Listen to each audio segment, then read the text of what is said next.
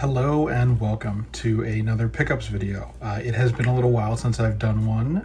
It is the middle of summer. I've been traveling a bunch, have been playing games a little bit less frequently during that travel, but have been focusing on some really great titles like some of the ones that you see here.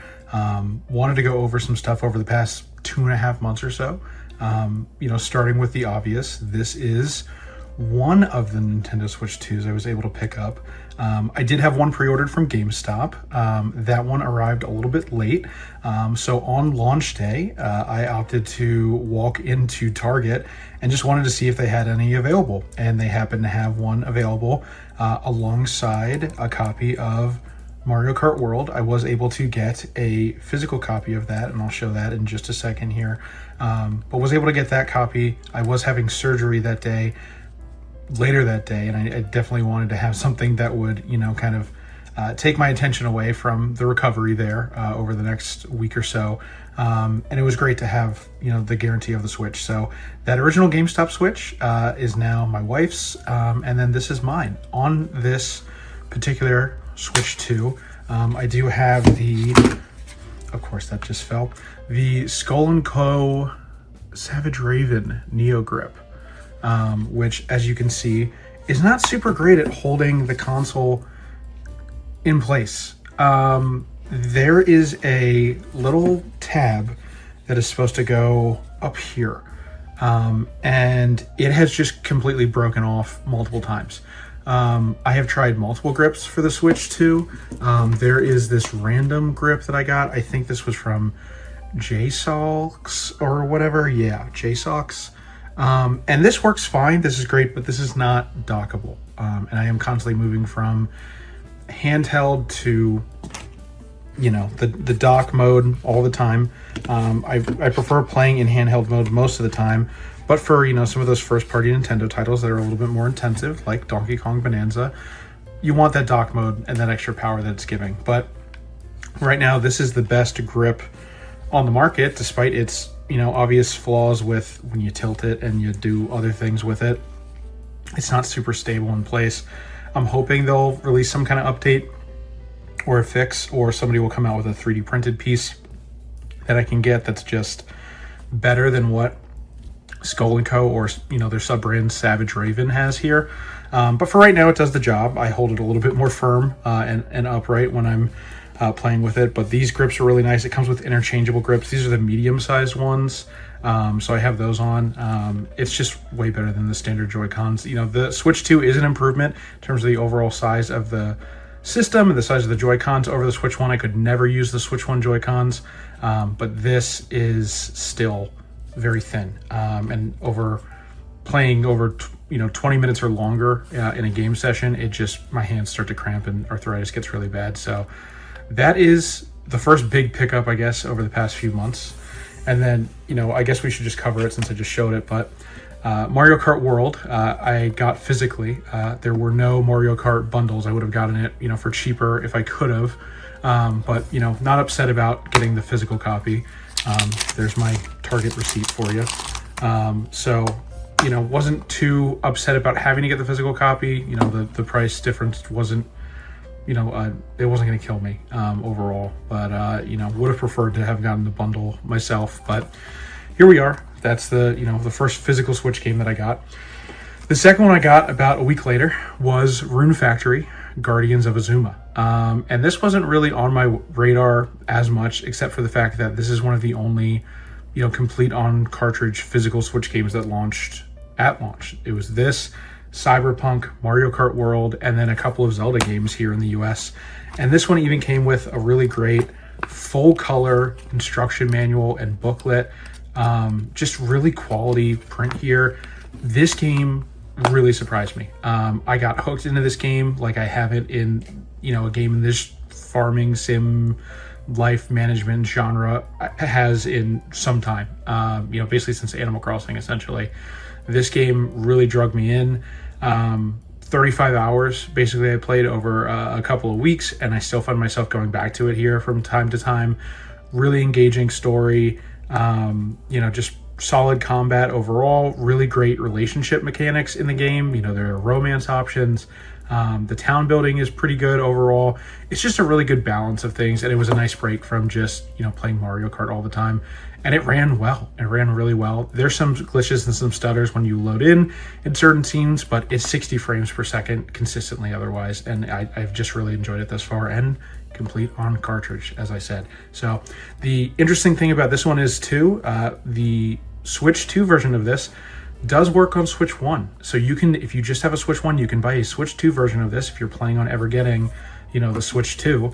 And you can buy this Switch 2 cartridge and it will work on your Switch 1. It contains the patch for Switch 2 to up-res it, but it's just a Switch 1 cartridge otherwise. And it doesn't really advertise that, doesn't really say that. It just says it's a Switch 2 edition with the upgrade pack. If my phone will, there we go. Upgrade pack also available separately. So you can buy the Switch 1 version, and then buy the upgrade pack separately, but you're gonna want it all on a cart. And this has been hard to find overall since it launched. So if you can find a copy of this, whether you're on Switch 1 or Switch 2, this is the version I would go for, even if you don't have the Switch 2 just yet. And then, of course, most recently, Donkey Kong Bonanza. Now, I have not beaten this game yet, but of what I have played, wow, this game is incredible. You can see the Mario Odyssey team DNA in it, the best of that team. It's just so fun to kind of stomp around and transform and do everything in this game. Don't know if I'm in love with Pauline as a character as of yet. Like I said, I'm still pretty early on into it, but have only heard great things about the way that the end of the game goes, and I'm excited to play this more. And once again, fully complete on cartridge. But I mean, as it stands right now, these are my only 3 Switch 2 physical games, because truthfully, even accounting for worldwide releases, I think there's only like 7 or 8 right now total. So I have Fantasy Life I, The Girl Who Steals Time, the Switch 2 edition pre-ordered. That should be coming in sometime in August. And then I might pick up Story of Seasons Grand Bazaar this month, depending on how that reviews. But until, some more Nintendo first parties get announced, everything else is a game key card right now. And I'm not doing that. So this is my collection for Switch 2 right now. I love the way that the new cases and spines look, but it's going to be slim pickings right now until Nintendo really rectifies that game key card situation. So that's just kind of where things stand there. We will move on to some other game pickups. So randomly on a clearance sale, I was able to get Under the Waves. I believe I got this from Best Buy. And I had no idea that this was a kind of partnership with a couple of different studios. Quantic Dream is listed on here. I don't know if this was a main studio game for them. I see Spotlight, which is a Quantic Dream studio, but this is a really cool physical edition. It contains obviously the disc here, but we also have like an art book, for the game, which, can be pretty standard fare with a lot of, indie games and even just regular releases nowadays that do their physical editions. But it's got these really nice stickers. We all love stickers. But it felt really quality, and, having paid, I think I paid like $8.99 or something for this. That just felt really cool. You don't see that a lot with Xbox One or Xbox Series X releases either. And it's not usually my preference to get games on this console, but when I do, and it's complete on the disc and it comes with the extra goodies, that makes me happy. So was happy to pick that one up.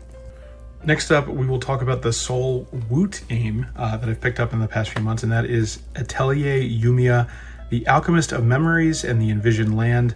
I have played a few hours of this. I've started with the demo on PS5, which is transferable over into the full release. That's why this is still sealed. But this has been really cool and kind of engaging. This is like an action RPG combat style, mixed with some like crafting elements as well. This is my first Atelier game. I know this is like a bigger franchise on Switch and PC for a lot of people. But this has been, really cool. They've had some new announced crossovers. Like there was just a Tekken crossover that was announced, I believe, where they have like a bald cap for Yumiya, where she has like a bald Heihachi cap or whatever. It just some weird, wacky, wild stuff. But the game does a lot of cool things. I really like the combat system. There's like this, round radial dial that you'll fight enemies in. But it's been really engaging of what I've played so far. It's a little bit on the back burner for me because there's been some other, more higher profile releases I've been wanting to get to, like Donkey Kong Bonanza. But this is definitely one that I'm working through over time here. So excited to dig a little bit further into that one. Next up, we have some long-awaited pre-orders. So these were either out of stock or these were pre-orders that I've just been waiting on for a long time. I believe I got both of these from VGP. The first one is the Lunar Remastered Collection. This was an Amazon exclusive, I believe. And then VGP had some copies of it. They were sold out of copies of it. Then they had just the Xbox copies, and they had just PS4. Then they had Switch. Then they had set dates for restocks. I snagged a PS4 copy before they had any kind of price ranges or any changes there. Super happy to have this. I'm planning on working through these. I know the games are relatively short as well, so 15, 16 hours for each of the games, I think. I could be wrong there, though. I could be confusing that with Suikoden or something like that, but really excited to work through these. I've heard only great things, which is why there was such a high demand for it and unexpected demand, I guess, on behalf of the publisher here, but really excited that VGP had a copy of those so I didn't have to rely on Amazon getting that restock. And then the other VGP title that I got was Kemco RPG Selection. I thought this was Collection Selection Volume 1. This had come out a long time ago, actual years ago in Japan. But this is the first ESRB rated version in the States here that we have. And that just makes things kind of easier for me when it comes to purchases. I don't mind importing, but I also, when I don't have to, I don't feel the need to if it's around the same price. And I think I got this for about $22 with some coupons that I had on VGP. So, down from the $39.99 regular price. This is 4 games, as you can see here, including Revenant Saga, which I'm really excited to dive into. But this is just a really cool collection of 4 RPGs. I know they've already, either announced or put out the second collection. This got delayed so much. I believe I originally ordered this in November of 2024. The original release date was either for January or February of 2025. It got delayed 4 or 5 times, and it got pushed back a month or 2 each time it got delayed. So when it finally arrived, I was honestly shocked because I wasn't expecting it to come. I thought I was just going to get delayed indefinitely, but here it is. And I will get to it eventually because I honestly didn't think it was ever going to come out. Next up, we have a bunch of games that I got from Target. So I ended up getting a really good student discount coupon from Target because I am enrolled in a master's degree program that is currently on pause, but they still give me the college student discount. So was able to take advantage of that and my red card stack and get 23 to 28% off a lot of these games. Did not count for Switch or Nintendo products, but a bunch of PS5 games counted, so we picked up a few. The first of which was Tony Hawk's Pro Skater 3 and 4. I have been loving my time with this. Played a lot of Tony Hawk's Pro Skater 1 and 2. I'm terrible at these games, but there's just something about, getting online with a couple of your friends and then playing, Combo Attack or, Graffiti as of more recently, and just having a good time with it, and just chilling and having, good classic fun with this. So, I'm working my way through the story mode little by little here. Story mode, I should say. It's really just challenges, to get the maps and the tracks unlocked in the single player. But this is just, it's a really high quality release, complete on the disc, which I was shocked about because it's Activision and Xbox publishing this. But the fact that it was complete on disc, it was a day one pickup for me. So that was absolutely something I was so excited to play when I got back from vacation. So really, really excited. Been really loving this so far. Next one I picked up was Gal Guardians Servants of the Dark. And I believe this is the same, universe, same group of people who do the Gal Gun series, which if you're not familiar with that, you can just Google it. I'm not going to go into a whole long, lengthy explainer on that. But this game is a sequel to the original it's like a Metroidvania platformer that they have also in the same universe. Apparently they did not print enough copies of this because it has been selling out everywhere. There were eBay copies as soon as last week that were selling for over $100. This is a $30 game on PS5. MSRP, this is $30. It was selling for $110 on eBay. Made absolutely no sense. I know VGP has already printed copies or has reprint copies going out, so please do not buy those if you see copies going for that much. But I'm excited to get into this. I know this is a complete on cartridge or complete on cartridge, complete on disc release. And I know it's got, you know, a unique art style just based on the property that it comes from. So excited to jump into that.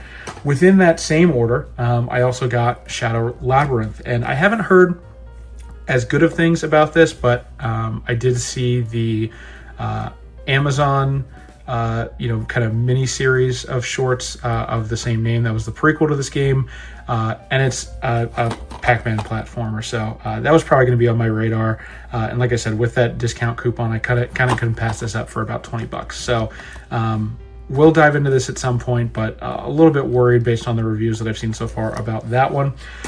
The final from that first batch, or I guess it's not, because there was a couple more, but one that was also part of that first batch was Raido Remastered, The Mystery of the Soulless Army. I did not pick this up on release, but I was able to get that deal here.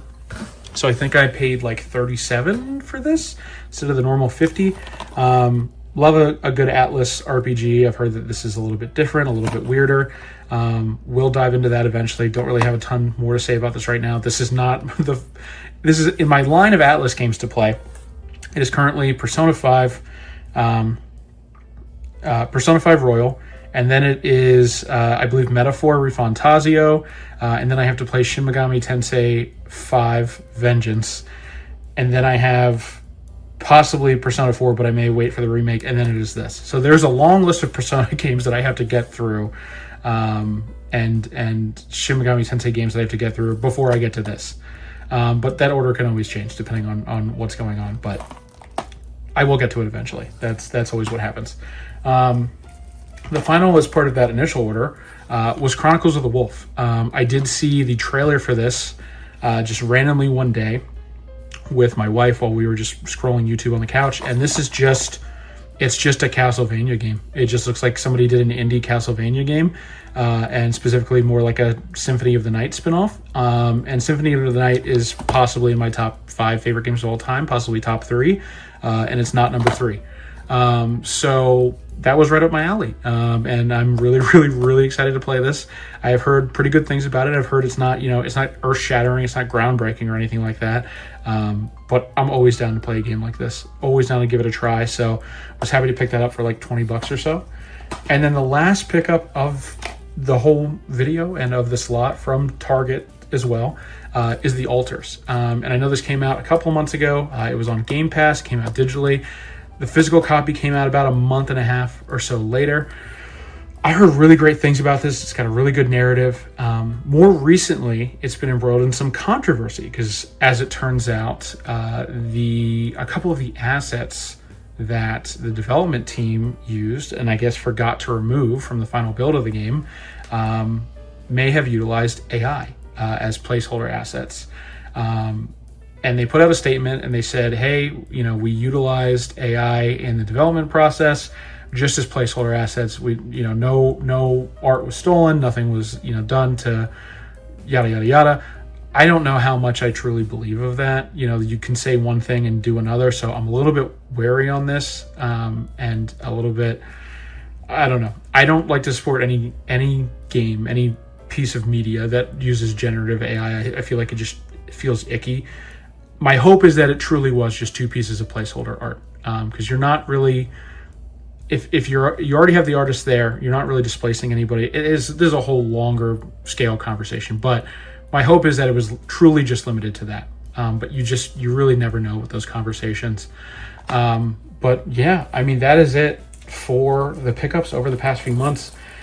This was not a 30 game situation like we've had in the past few months. I did still spend a lot of money as if I had bought 30 games over the past few months, but we're talking about, I bought 2 Switch 2 consoles. You're only seeing one of them here, but, the games have been limited. I've also been buying a few more games on Steam.